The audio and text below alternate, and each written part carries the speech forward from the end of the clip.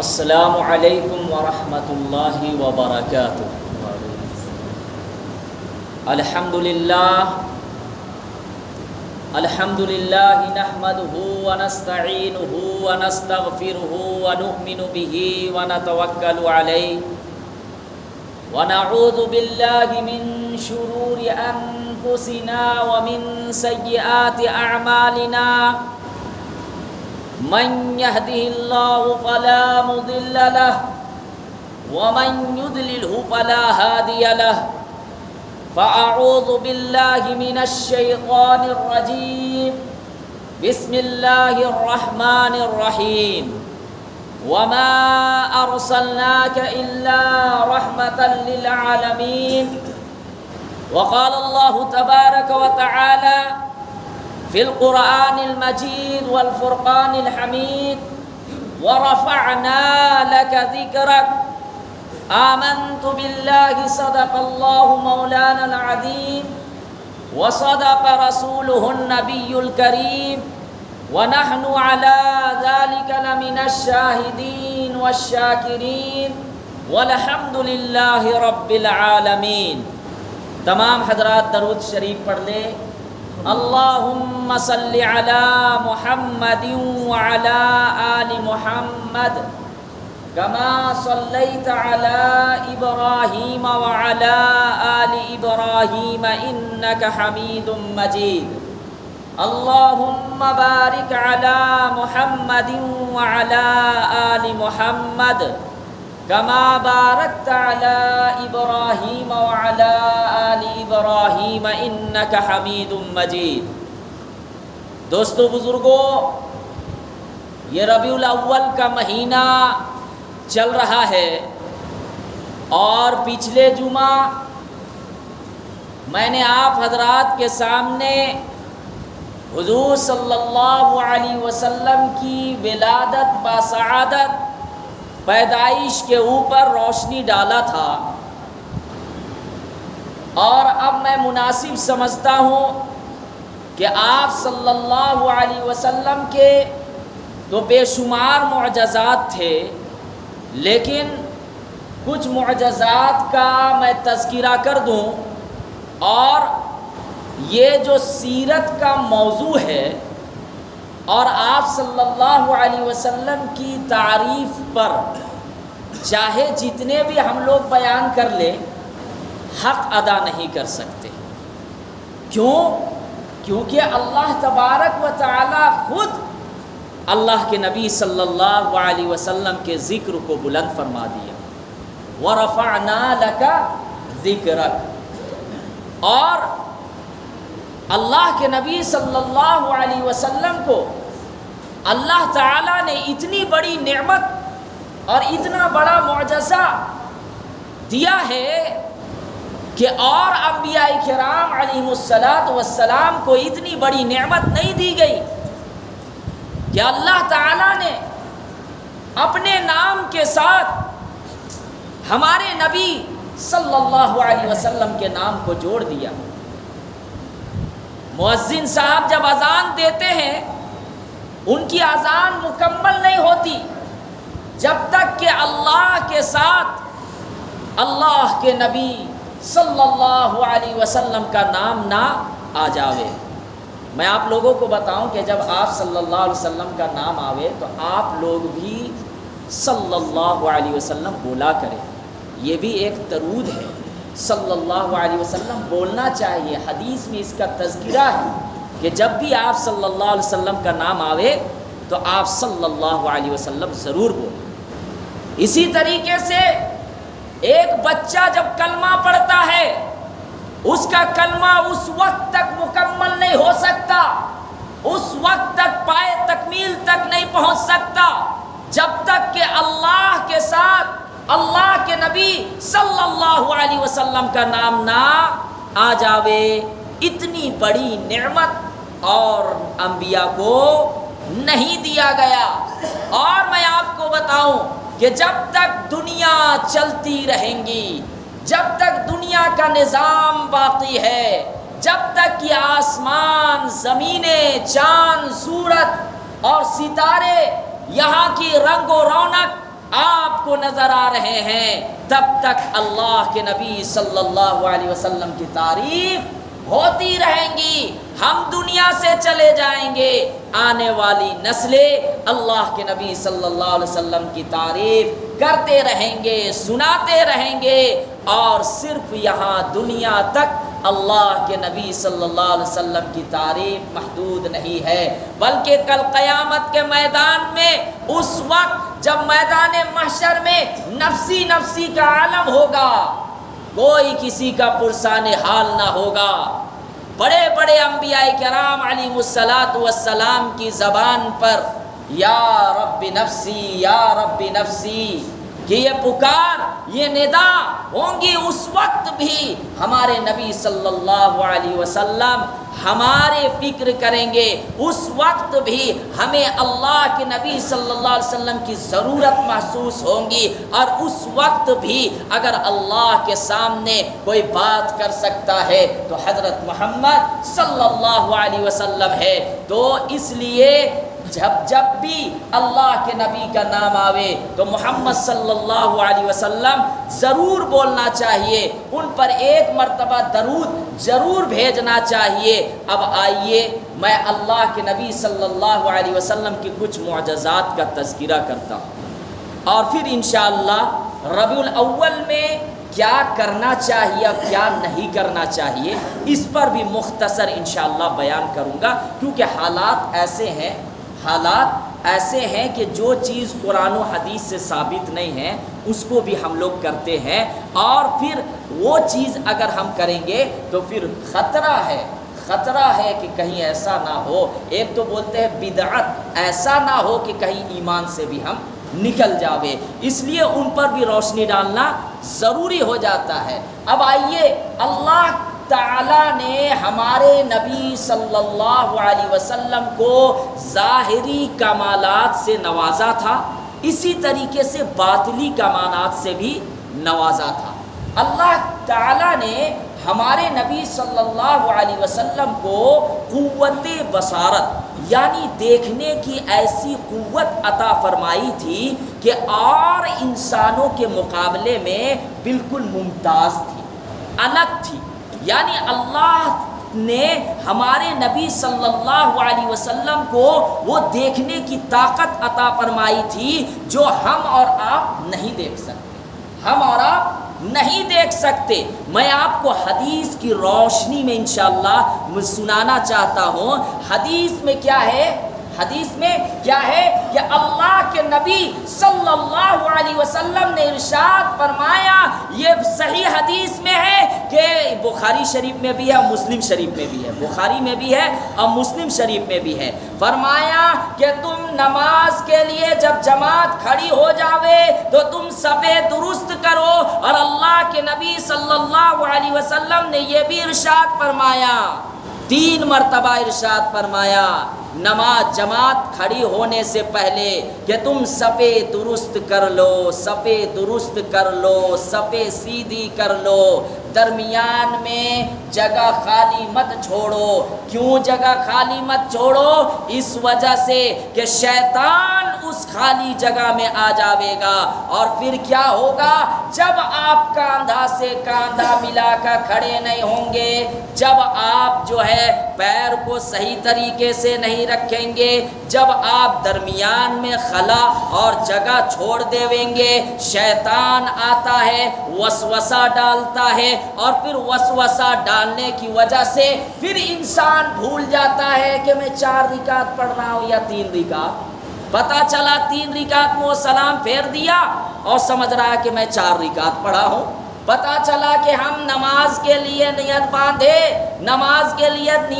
دیے، اب ہمارا ذہن ہے بیوی بال بچوں کی طرف، دکان کی طرف، کاروبار کی طرف، بزنس کی طرف۔ تو یہ ہوتا کیا ہے؟ کیونکہ جب ہم نماز میں کھڑا ہوتے ہیں تو سب سے پہلے کہا گیا کہ صفے درست کرو، بیچ میں جگہ خالی نہیں ہونا چاہیے، ان چیزوں کا لحاظ رکھنا چاہیے، پیروں کو زیادہ پھیلا کے نہیں رکھنا چاہیے، بیچ بیچ میں جگہ خالی نہیں ہونی چاہیے، اس وجہ سے کہ شیطان آئے گا، شیطان وسوسہ ڈالے گا اور اس کے بعد وہ خیالات آئیں گے نماز میں جو خیالات نہیں آنے چاہیے۔ تو اللہ کے نبی صلی اللہ علیہ وسلم نے کیا ارشاد فرمایا کہ صفیں درست کرو۔ اس لیے جو آدمی مکہ اور مدینہ جا چکے ہیں، مکہ اور مدینہ جا چکے ہیں، تو وہاں کے جو امام صاحب خاص طور پر یہ دھیان دیتے ہیں کہ صفیں درست ہے یا نہیں، اور وہاں پر جماعت کھڑی ہونے سے پہلے یہ بولا جاتا ہے کہ صفیں سیدھی کرو، تو اس پر تاکید کے ساتھ کہا گیا۔ اس کے بعد اللہ کے نبی صلی اللہ علیہ وسلم نے ارشاد فرمایا کہ میں تم لوگوں کو ایسے دیکھتا ہوں جیسے تم سامنے سے دیکھتے ہو، یعنی پیچھے سے میں اس طرح تم لوگوں کو دیکھتا ہوں جیسے تم اپنے سامنے سے دیکھتے ہو۔ ہماری آنکھ دیکھنے کی طاقت ایسی رکھتی ہے، قوت بصارت اس طرح ہے کہ ہم اپنے سامنے کی چیز کو دیکھتے ہیں جو ہمارے پاس موجود ہے، تو اب سامنے کی چیز کو دیکھ کر ہم معلوم کر سکتے ہیں کہ بھائی یہ بلیک ہے، یہ وائٹ ہے، یہ ہرا ہے، یہ بلو ہے، یا پھر یہ سخت چیز ہے، یہ نرم چیز ہے۔ تو ہم سامنے کی چیز کو دیکھ کر یہ پتہ لگاتے ہیں، چھو کر پتہ۔ لیکن اللہ کے نبی صلی اللہ علیہ وسلم اپنے پیچھے کے لوگوں کو بھی اس طرح دیکھتے تھے جیسے ہم اپنے آگے سامنے کے لوگوں کو دیکھتے ہیں۔ پیچھے کے لوگوں کو بھی اللہ کے نبی صلی اللہ علیہ وسلم دیکھا کرتے تھے۔ اس کے بعد اللہ کے نبی صلی اللہ علیہ وسلم نے ارشاد فرمایا، کیا ارشاد فرمایا کہ جس طریقے سے تم آسمان سے ہونے والی بارش کے قطروں کو دیکھتے ہو اپنی آنکھ سے، اسی طریقے سے میں آسمان سے آنے والی بلاؤں کو دیکھتا ہوں۔ یہ بھی صحیح حدیث میں ہے۔ اللہ کے نبی صلی اللہ علیہ وسلم نے کیا ارشاد فرمایا کہ جس طریقے سے تم آسمان سے ہونے والی بارش کے قطروں کو دیکھتے ہو، میں اسی طریقے سے آسمان سے آنے والی بلاؤں اور مصیبتوں کو دیکھتا ہوں۔ یہ اللہ کے طرف سے ایک معجزہ، ایک انعام جو صرف اور صرف ہمارے نبی صلی اللہ علیہ وسلم کو دیا گیا تھا، اور لوگوں کو نہیں، ہم جیسے لوگوں کو نہیں۔ ہم تو گناہگار ہیں، ہم جیسے لوگوں کو نہیں۔ یہ صرف انعام کن کو دیا گیا تھا؟ یہ نعمت کن کو دی گئی تھی؟ یہ معجزہ کن کو دیا گیا تھا؟ اللہ کے نبی صلی اللہ علیہ وسلم کو دیا گیا تھا۔ اسی طریقے سے جب آپ حضرات کو معلوم ہوگا کہ سورج کبھی کبھی گرہن ہو جاتا ہے، کبھی چاند گرہن ہو جاتا ہے۔ یہ گرہن کہتے کس کو ہے؟ یعنی سورج کی روشنی کو اللہ تعالیٰ سلب کر لیتا ہے، روشنی ختم ہو جاتی ہے۔ کبھی کبھی چاند میں بھی گرہن لگ جاتا ہے، تو اس وقت کیا کرنے کا ہے؟ اللہ کے نبی صلی اللہ علیہ وسلم نے فرمایا کہ نماز پڑھو، اور نماز اتنی لمبی پڑھو، اتنی لمبی پڑھو کہ سورج روشن ہو جاوے۔ اب ایک مرتبہ اللہ کے نبی صلی اللہ علیہ وسلم کے وقت میں سورج گرہن ہو گیا، یعنی اس کی روشنی چلی گئی۔ اللہ کے نبی صلی اللہ علیہ وسلم تمام صحابہ کرام کو لے کر نماز کے لیے تیاری کرتے ہیں، اور جماعت کھڑی ہو جاتی، اور اس کے بعد پھر اتنا لمبا رکوع، اتنا لمبا سجدہ کرتے ہیں، اور بہت لمبی دعا، اور اس کے بعد پھر سورج روشن ہو جاتا ہے۔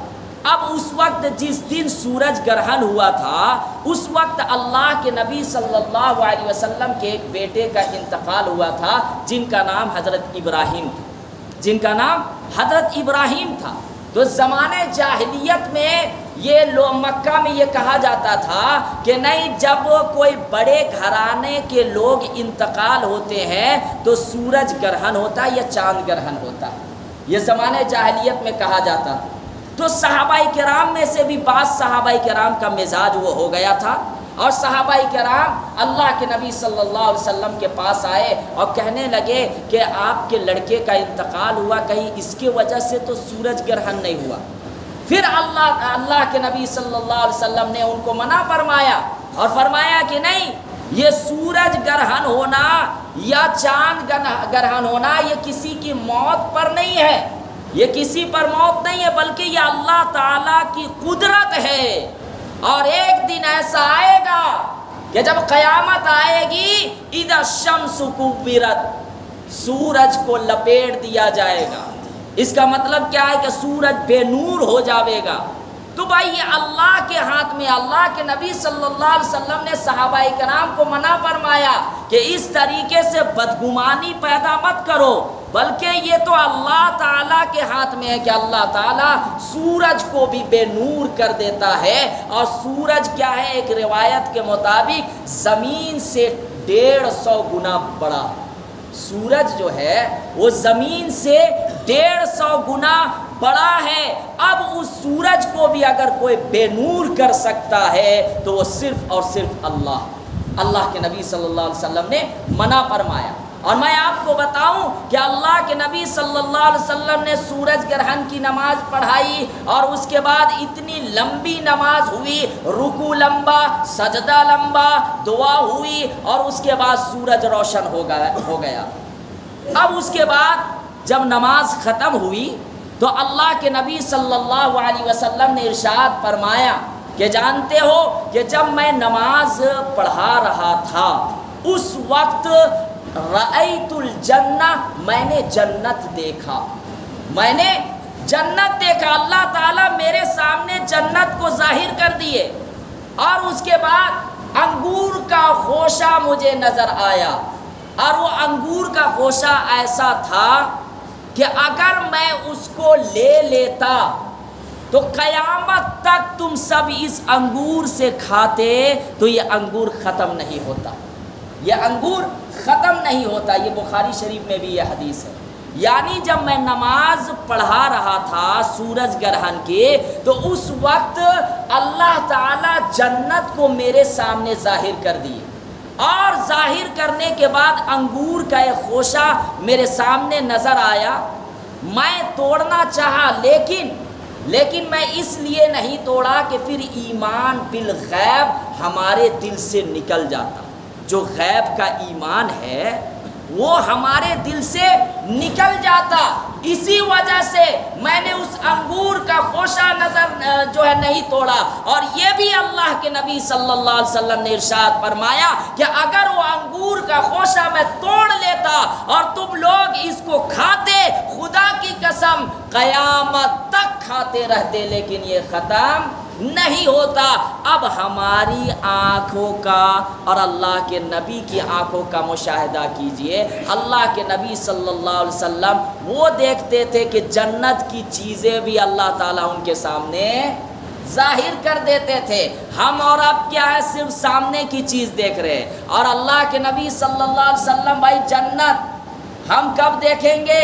مرنے کے بعد۔ ہو سکتا ہے کیا پتہ ہم گنہگار آدمی ہیں، اللہ کرے ہم سب کو جنت نصیب ہو، لیکن ہمارے اندر کوئی گارنٹی نہیں ہے کہ ہم جنت جائے یا نہ جائے۔ گمان اچھی رکھنی چاہیے، لیکن اللہ کے نبی صلی اللہ علیہ وسلم تو جنتی، اور دنیا ہی میں رہ کر جنت کا مشاہدہ اللہ کے طرف سے۔ کس کے طرف سے؟ اللہ کے طرف سے۔ اب اس کے بعد اماں عائشہ رضی اللہ تعالی عنہ روایت بیان کرتی ہے، یہ ربیع الاول کا مہینہ چل رہا ہے، اللہ کے نبی صلی اللہ علیہ وسلم کی سیرت کو میں بیان کر رہا ہوں، اور اللہ کے نبی صلی اللہ علیہ وسلم کی قوت بصارت یعنی دیکھنے کی طاقت کو میں بیان کر رہا ہوں کہ اماں عائشہ رضی اللہ تعالی عنہ روایت بیان کرتی ہے کہ اللہ کے نبی صلی اللہ علیہ وسلم رات کی تاریکی میں بھی اس طرح دیکھتے تھے جیسے دن میں اجالے میں دیکھتے ہیں۔ دن کے اجالے میں جس طریقے سے ہم لوگ دیکھتے ہیں، اسی طریقے سے اللہ کے نبی صلی اللہ علیہ وسلم رات کی تاریکی میں بھی دیکھ لیا کرتے تھے۔ یہ اللہ کے طرف سے ان کو ایک خاص معجزہ ملا تھا۔ اب یہاں پر دیکھیے، یہ تو قوت بصارت کا عالم ہے۔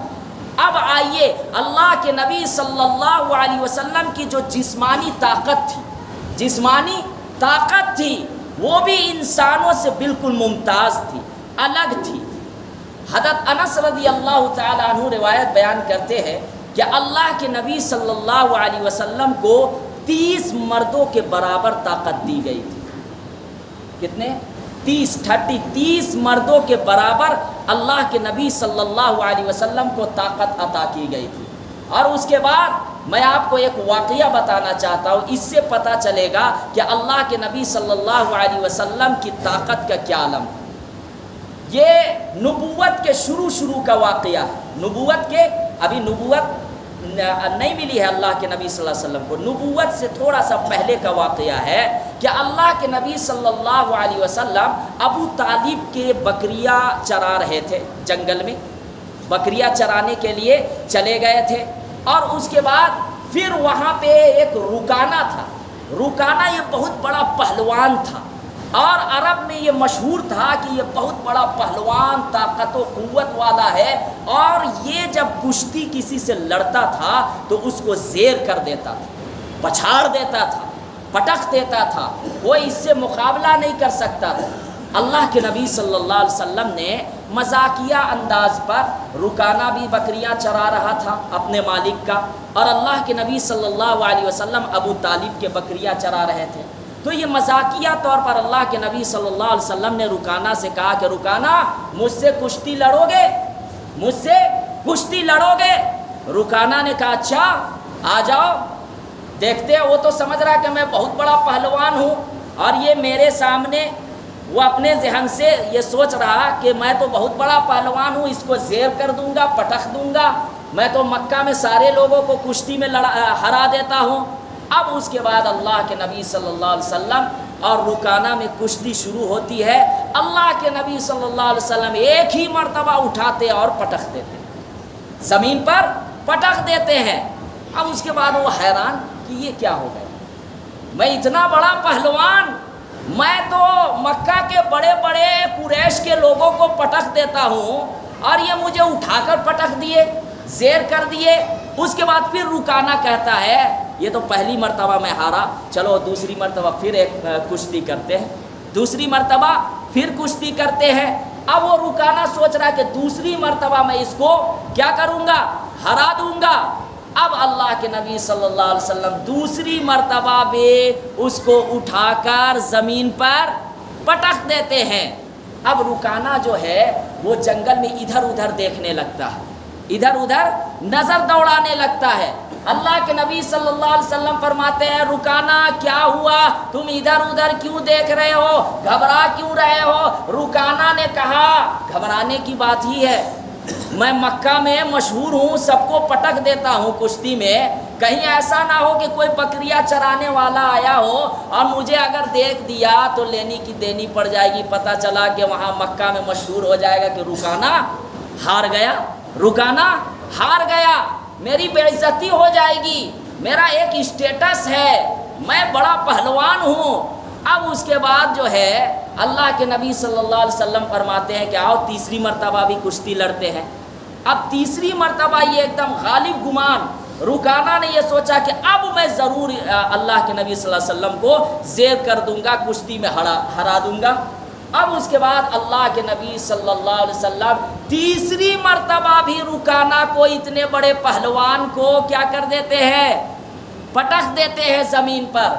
اب اس کے بعد جو ہے رکانہ مایوس ہو جاتا ہے، وہ پہلوان مایوس ہو جاتا ہے، اور اس کے بعد پھر 3 بکریاں، وہاں پہ شرط بھی یہ لگی تھی، اللہ کے نبی صلی اللہ علیہ وسلم یہ فرمایا تھے کہ دیکھو رکانہ، اگر تم پہلی مرتبہ ہارا تو 1 بکری دینی ہوگی، جتنی مرتبہ ہم لوگ کشتی لڑیں گے اتنی مرتبہ تمہیں بکریاں دینی پڑیں گی۔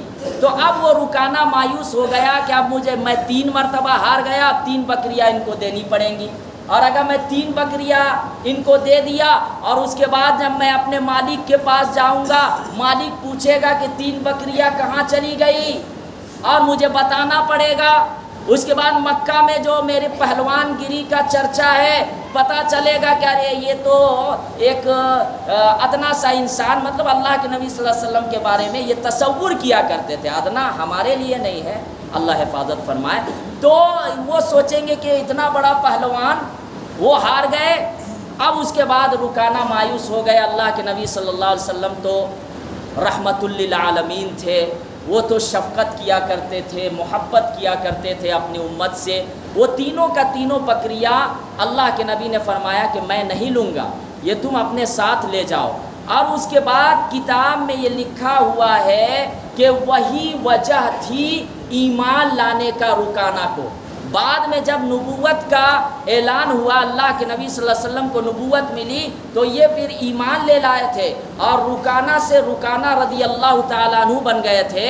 اور ایمان لانے کی وجہ یہی تھی کہ وہ یہ سوچے کہ بھائی ہم ان سے جو ہارے ہیں یہ ان کے اندر کی طاقت نہیں ہے، بلکہ یہ کوئی الہی طاقت، قدرت الہی کی طاقت ہے، ان کے ساتھ کوئی ہے جو مجھے ہرا دیے ہے۔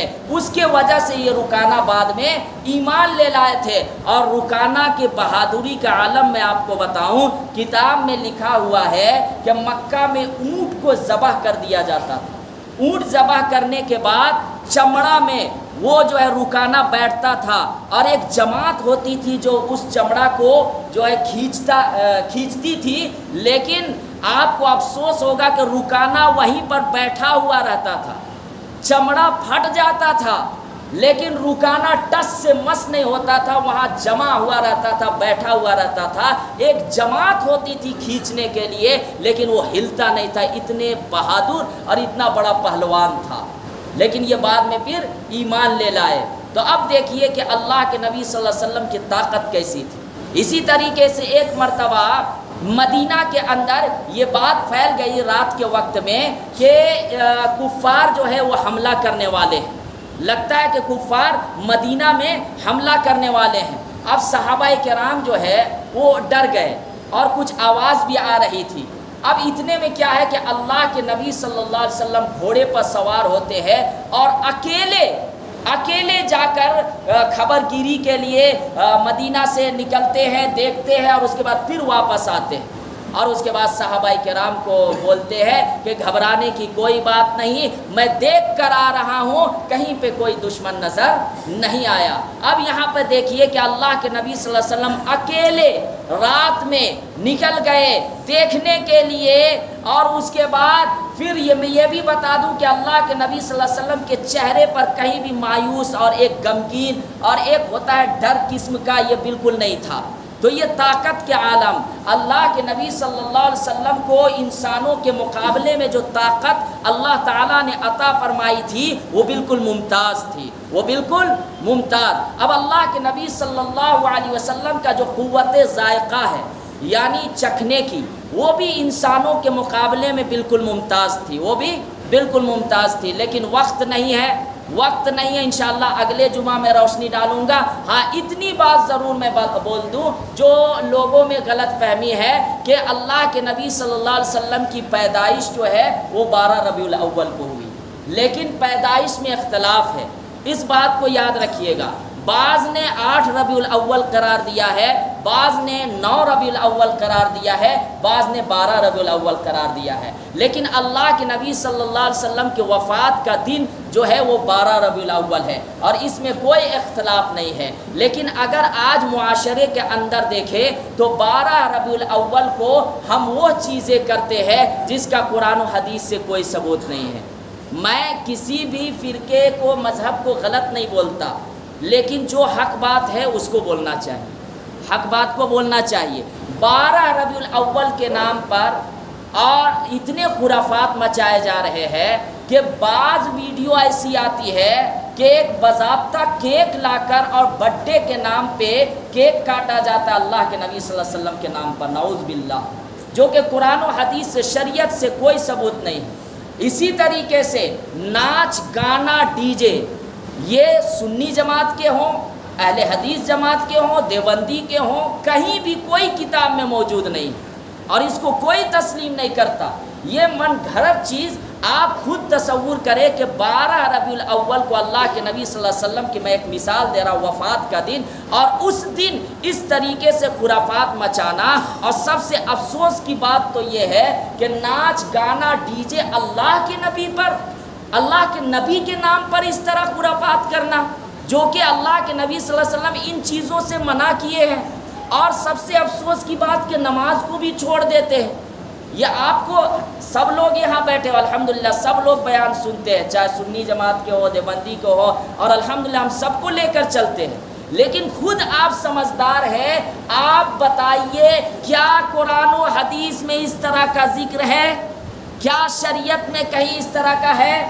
نمازوں کو چھوڑے ہوئے ہیں، اور اس کے بعد مین روڈوں میں یا کہیں بھی اس طریقے سے جلوس نکالنا اور گانا ڈی جے وغیرہ یہ بالکل خرافات ہے۔ پکڑ ہوگی ایک تو اللہ کے نبی کے نام سے، اور جس دن وفات کا دن اور اس دن خوشیاں منانا، اس دن اگر آپ اللہ کے نبی سے محبت کرتے ہیں، اللہ کے نبی نے فرمایا میری آنکھوں کی ٹھنڈک نماز میں ہے، نماز پڑھیے، اللہ کے نبی پر کثرت سے درود شریف پڑھیے۔ اگر آپ اللہ کے نبی صلی اللہ علیہ وسلم سے محبت کرتے ہیں کثرت سے درود شریف پڑھیے۔